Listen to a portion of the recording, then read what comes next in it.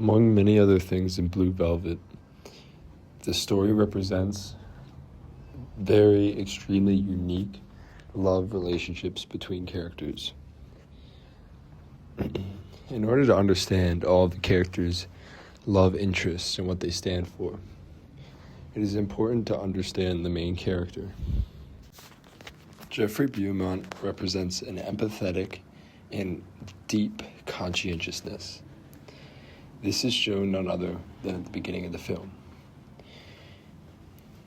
Jeffrey is extremely deep. He lives in the present moment at all times in the film, relaying empathy to each character. However, he has an inquisitor aspect to him. This is shown in two separate scenes. One, when he finds the ear. He gives it to the sheriff police, and then he naturally becomes inclined to look further into it, which is shown in the dialogue when he's about to go into the dark apartment.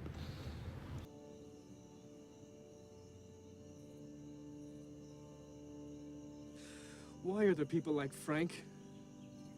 Why is there so much trouble in this world? I don't know. On the surface, or just kind of like a vibe, Jeffrey seems like your normal commie, but he's anything but. He's deeply intelligent, and he has an inane intuition on when to speak out and when to not. This is shown in his interactions with Frank Booth and his crew.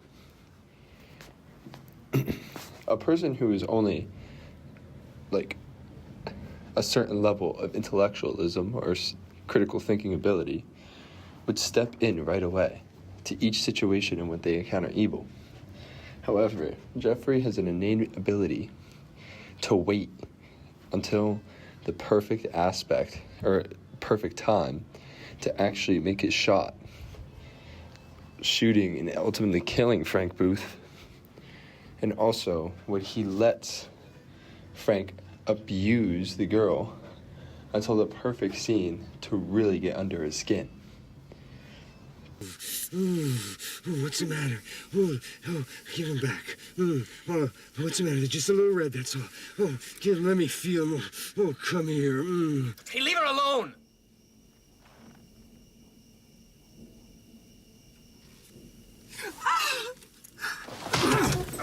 Damn. Next! You out! You see, there's something interesting about Jeffrey. He'll watch and watch. He'll watch Frank abuse Dorothy. He'll watch Frank abuse Dorothy. But when the whole crew's together, Frank is about to relapse once again into his hedonism.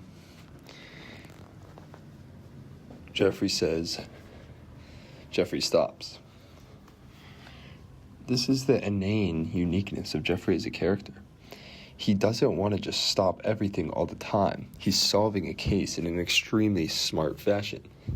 And he's only going to stop unethicalness when he deems it necessary for the overall big picture. And this is exactly what happens with Jeffrey's lust, too. See, a shallow or just someone who doesn't want to think as much, really, or play as much of an inquisitor role, like with Jeffrey's moral compass, would deny Dorothy right away. But Jeffrey doesn't do that. Instead, both his intellectual inquiry and his lust are working side by side. This is shown perfectly when he punches Dorothy in the face. You see, in the overall grand scheme of things, Jeffrey is simply going through karma. He's going through a story, a lens, and the lust is also intertwined with his intellectualism. The story gets juxtaposed pretty dramatically, as there's these almost like uncanny scenes between Jeffrey and Sandy. Look no further for this than the car scene when he picks her up and they leave together from the school. Their relationship is representative of calmness. Calmness, tranquility, and the inability to fold under pressure. You see, apart from Jeffrey and Dorothy, always together in very, hedonistic, dark, heavy moments of karma, Sandy and Jeffrey are represented in moments of tranquility and moments of stillness from the mission. Their relationship is supposed to represent purity. It's supposed to represent when there's no karma to burn. There's nothing to do other than be with each other. The relationship is clean. The relationship is godly. And it doesn't require any action. When Jeffrey picks Sandy up for the school, he could care less about the people going around him. And when Sandy goes to talk to Jeffrey and hop in his car, she goes over to her girls and says it's really nothing. Although, the interesting part is she could gain something from this scene. For one, Jeffrey is in the grade above her, and we all know girls find it cooler when they're dating guys who are older in college. It's a flex. Also, the girls commented on how attractive Jeffrey is.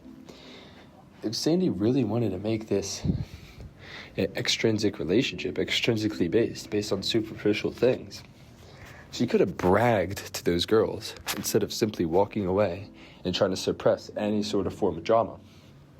Another example of this is the football player boyfriend. She could easily taunt him, easily do something.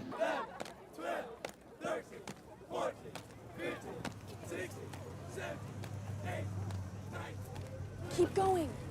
Ready?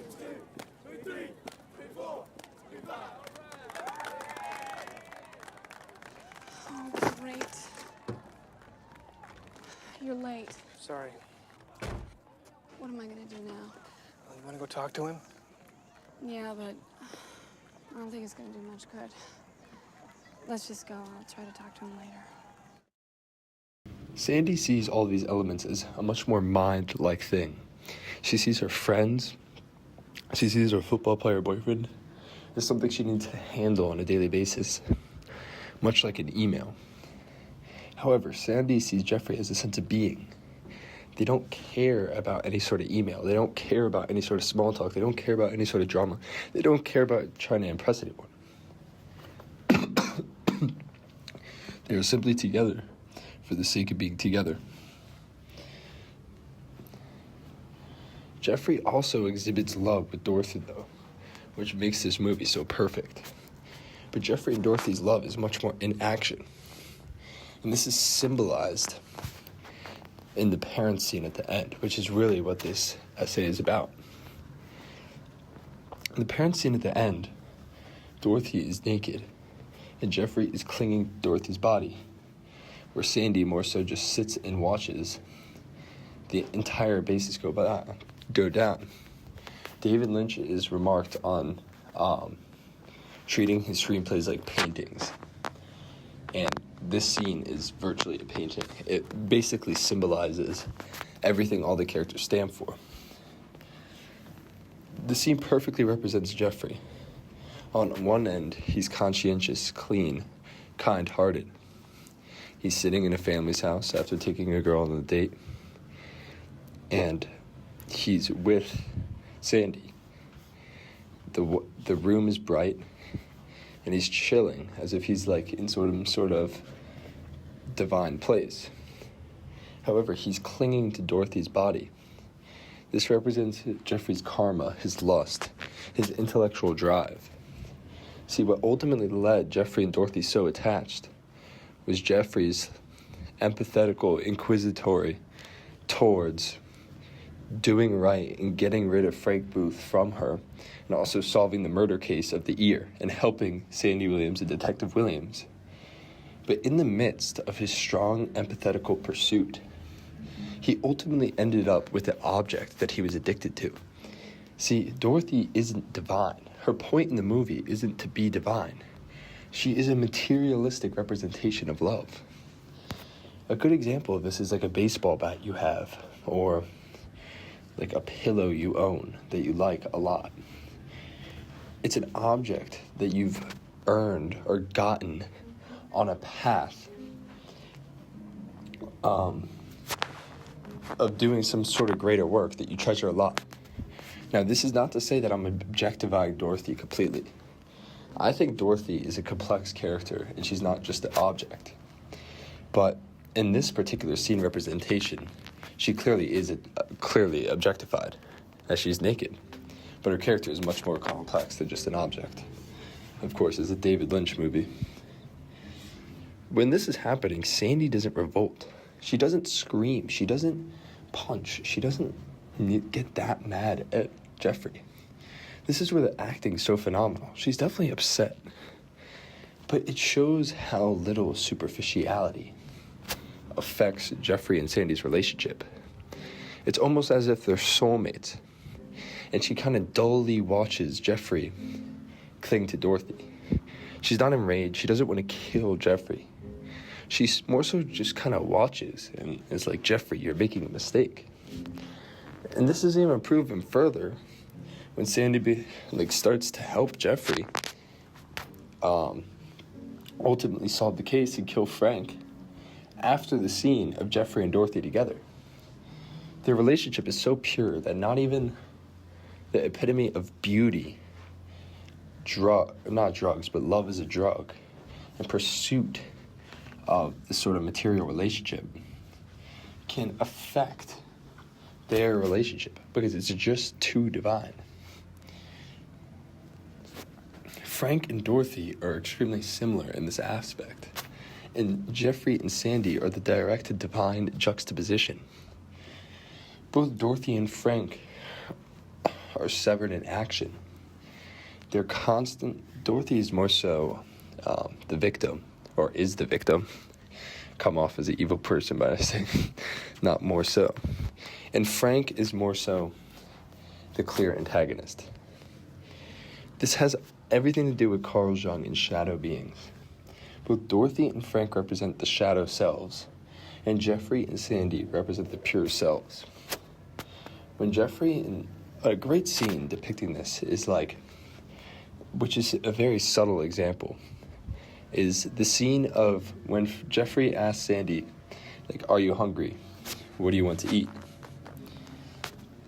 The scene is so effective in portraying what I'm trying to argue because it shows, Lynch is basically showing in this scene how their relationship is so pure, the food doesn't matter at all. It doesn't matter at all. And this is directly juxtaposed with Frank and Dorothy. Frank and Dorothy see, they're constantly moving with objectivity. Dorothy is singing. Her singing is her money. That's what Frank values. And Frank has a lot of monetary possession, or just material possession in general, by doing the air gasket, drug, drinking, and and the song too. The song. See, he's using dopamine, superficial items, to bring him happiness through Dorothy. And Dorothy is also using superficialness to draw Jeffrey. Because Dorothy sings, and she's just constantly rotating around, just hedonistic darkness. This also goes further to show the gender roles within the shadow realms. See, Lynch is portraying Dorothy as more of a passive character, a victim, someone who wants to love, but because of her situation, can't. Or can't love so purely to the point of Sandy's pure loving. Frank represents a dude who has not coped with trauma. He has not done the shadow work that Jeffrey has. And this is directly portrayed in the scene where Jeffrey's in the back of the car. Jeffrey's watching them. He's not impulsive. He's not psychotic. He understands that there's shadows around him. There's evil around him. But he doesn't act right away impulsively. Whereas Frank, he gets his friend to play music and sets up this whole party type realm. He drinks beer and he takes drugs. And then he's going to hit Dorothy. But Jeffrey doesn't yell at Frank for taking the drugs, for stealing him, for just doing a lot of bad stuff until he's about to hurt someone else. This is what makes Jeffrey such a divine character. He understands that Frank is psychotic. He doesn't want to just make Frank a pure guy. He has a job, and his job is a divine job of making sure that Frank doesn't hurt Dorothy anymore. Both Sandy and Jeffrey have already coped and understand of what it means to be an evil human being. They understand that there's evil inside of them. Sandy gets jealous when Jeffrey is around Dorothy. Frank literally says to Jeffrey, we're both the same.